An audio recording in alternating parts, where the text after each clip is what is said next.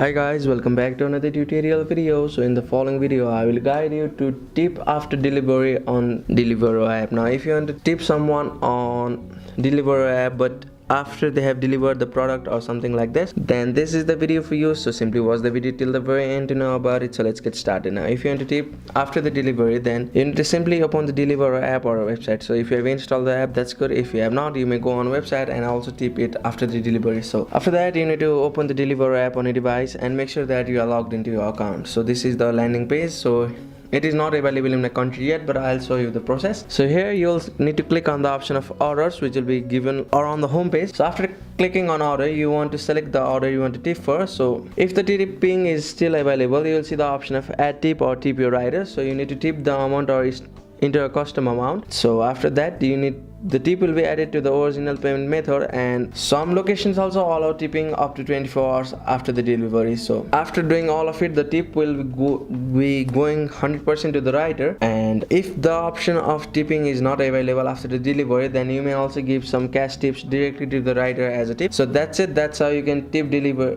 delivery rider after the delivery from your app. So that's it. Thank you for watching the video. Please don't forget to like the video and subscribe to our channel. Thank you.